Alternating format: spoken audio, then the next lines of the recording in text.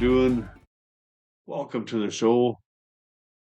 We got a neat slapper of a devotional tonight. And yeah, so let's just get right after it. We're in Ruth, the book of Ruth, and we're going to take up right where we left off last night. So starting at verse 10. Ruth fell at his feet, at Boaz's feet, and thanked him warmly. What have I done to deserve such kindness? She asked. I am only a foreigner. Yes, I know, Boaz replied, but I also know about everything you have done for your mother-in-law since the death of your husband. I have heard how you left your father and mother and your own land to live here among complete strangers. May the Lord, the God of Israel, under whose wings you have come to take refuge, reward you fully for what you have done. Yeah, we read yesterday how hard she's working in the fields, cleaning up leftover grain that the harvesters miss. Okay. I hope I continue to please you, sir, she replied. You have comforted me by speaking so kindly to me, even though I am not one of your workers. At mealtime, Boaz called to her, come over here and help yourself to some food. You can dip your bread in the sour wine. So she sat with his harvesters, and Boaz gave her some roasted grain to eat. She ate all she wanted and still had some left over.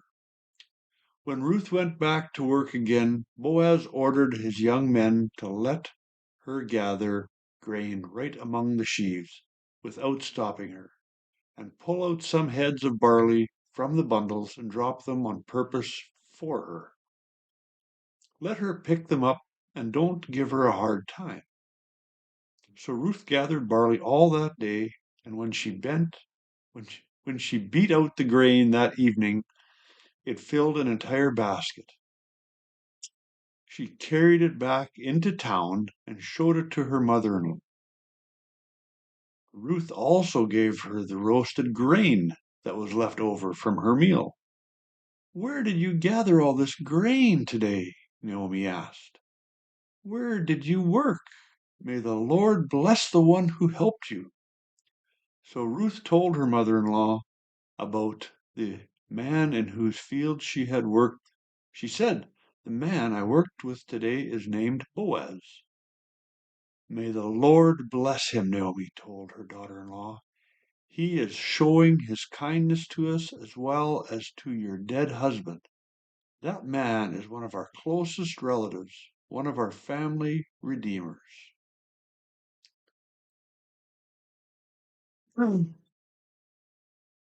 First, when I read this devotional,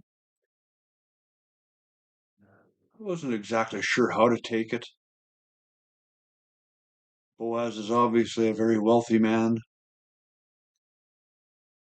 says so in the reading. In today's world, if you or I ran into hard times and we had a rich relative,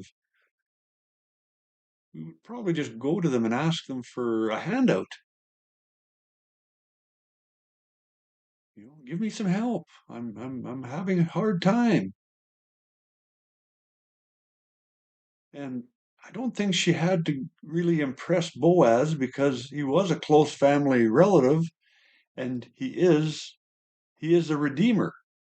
It says, Naomi said, the man is one of our closest relatives, one of our family redeemers. So there was probably some onus on Boaz to take care of them anyway. So why was Ruth working so hard and so diligently? In my humble opinion, and it's usually right, She wasn't working to impress Boaz, and she wasn't working to impress her mother-in-law, Naomi. She was working for God, and she knew she had to do her best. And I kind of had when I came to that realization today, I kind of had to hang my head a little bit in shame because I've had many times in my life where I haven't given my work my best effort.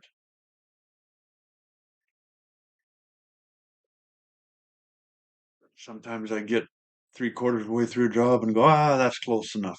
It'll work the way it is.